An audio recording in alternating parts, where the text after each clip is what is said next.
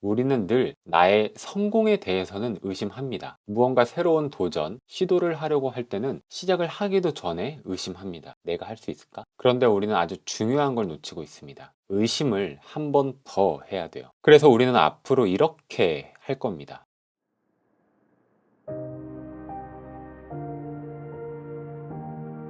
아들러의 말입니다. 모든 사람에게는 위대해지려는 욕구가 있다. 먼저 질문을 드릴게요. 한번 생각해 보세요. 여러분이 생각할 때 여러분의 한계는 무엇인가요? 그리고 아들러의 말처럼 정말 여러분도 위대해지려는 욕구를 가지고 계신가요? 어제보다는 오늘이 좀 더 나은 사람이 되고 싶고, 괜찮은 사람이 되고 싶고, 성장하고 싶은 마음을 가지고 계신가요? 다시 한번 질문을 드려볼게요. 여러분의 한계는 무엇인가요? 5초.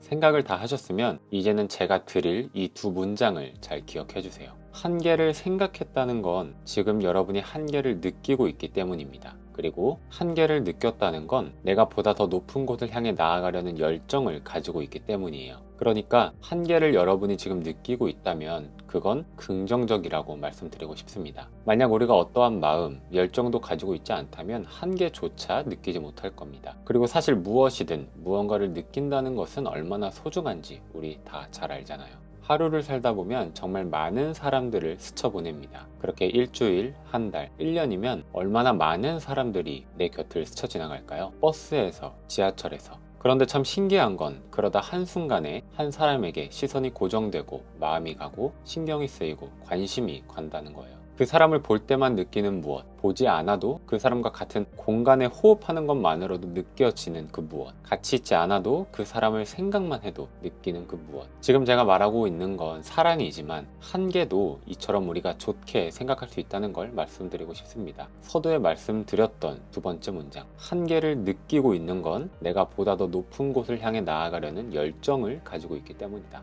정신분석학자 알프레드 아들러의 말입니다. 인간은 열등감이 있어 성장할 수 있다. 올림픽 1등 선수에게 한계는 무엇일까요? 한계는 언제나 존재합니다. 1등 선수라고 해서 한계가 없을까요? 이제 그는 자신의 기록을 한 번 더 갱신하기 위해 노력할 겁니다. 자기 자신이 한계가 된 거죠. 1등 선수는 앞으로 스스로에게 이런 자기 암시를 하며 훈련에 임할 겁니다. 나는 할 수 있다. 나는 내 기록을 갱신할 수 있다. 나는 내 기록을 넘었다. 나는 이미 내 한계를 뛰어넘었다. 내게 한계란 없다. 목표가 있기 때문에 한계를 느낄 수 있습니다. 여러분이 지금 목표가 뚜렷하지 않음에도 한계를 느끼고 있다면 아마 그 한계 역시 뚜렷하지 않을 가능성이 농후합니다. 그러니까 막연하게 생각만 하지 마시고 글로 적어보는 건 어떨까요? 생각은 보이지 않지만 글은 보입니다. 글을 쓰라는 말을 정말 많이 들으셨을 텐데요. 왜 다들 글로 쓰라고 하는지는 사실 쓰다 보면 아실 거라고 생각합니다. 제가 드리고 싶은 말은 이거예요. 우리가 생각을 할 때 우리가 의식하지 않은 생각들이 무의식에서 떠올라 수면 위로 모습을 드러냅니다. 우리가 의식적으로 생각하지 않는 생각들인 거죠. 그걸 우리는 우리의 생각이라고 생각합니다. 하지만 생각을 글로 쓰려고 할 때 우리는 의식적으로 우리가 무의식까지 내려가서 내 진짜 생각을 이 안에서 정리하고 그 결과를 끄집어 올려야만 글로 쓸 수 있습니다. 그러니까 우리가 생각만 하는 것과 글로 쓰는 것의 차이는 내가 직접 무의식으로 내려가서 나의 생각을 가지고 오느냐 이런 과정 없이 막연하게 내가 생각이라고 생각하는 것들로 생각을 하느냐의 차이라고 생각을 합니다. 이 과정이 익숙치 않아서 글을 쓰는 게 힘든 겁니다. 왜냐하면 근육이 없기 때문이거든요. 글 쓰는 근육이 없어서도 그렇지만 진짜 자기 생각을 하는 근육도 없기 때문이라고 생각합니다. 우리가 보통 생각한다 하는 것이 우리의 생각이 아닐지도 모릅니다. 무의식 중에 학습된 미디어의 생각일지도 모르고 불특정 다수의 확인되지 않은 정보로 인한 결과일지도 모릅니다. 그래서 우리가 생각하는 한계는 사실 한계가 아닐지도 모릅니다. 내 한계는 이것이다. 이렇게 생각하는 이유는 무엇이다 라고 내가 직접 글을 써서 보기 전까지는 믿지 마세요. 그러니까 나를 의심하세요. 여러분은 어떻게 생각하시나요? 요즘 우리는 그 어떤 것에도 의심을 하지 않지 않나요? 미디어에 노출되는 시간이 긴 만큼 우리는 많은 정보를 보거나 듣게 됩니다. 그때 우리는 그 모든 정보를 다 사실이라고 믿기 때문에 의심하지 않는 건가요? 그렇지 않을 겁니다. 우리는 늘 나의 성공에 대해서는 의심합니다. 무언가 새로운 도전, 시도를 하려고 할 때는 시작을 하기도 전에 의심합니다. 내가 할 수 있을까? 그런데 우리는 아주 중요한 걸 놓치고 있습니다. 의심을 한 번 더 해야 돼요. 그래서 우리는 앞으로 이렇게 할 겁니다. 의심을 한 번 더 하세요. 내가 할 수 있을까?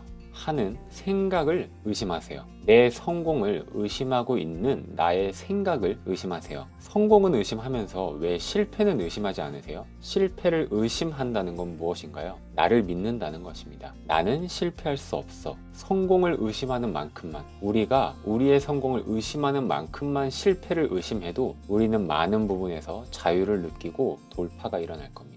처음으로 돌아가 볼게요. 당신의 한계는 무엇인가요? 그게 정말 당신의 생각이라면 한 단계가 더 남았습니다. 그 생각을 의심하세요. 그 한계는 분명 여러분의 성장, 성공을 가로막고 의심하게 만드는 그 무엇일 겁니다. 그럼 이제 그 의심을 의심하세요. 우리의 한계는 한계입니다. 다른 무엇도 아닌 우리가 내 생각이라고 믿고 있는 내 생각입니다. 내 실패를 의심할 때 그 한계는 더 이상 한계가 아닐 겁니다. 이미 넘어버린 당신을 발견하게 될 겁니다. 오늘은 네 문장으로 마무리를 하고 싶습니다. 하나씩 따라 해보면 좋겠네요. 첫 번째입니다. 나는 내 실패를 의심한다.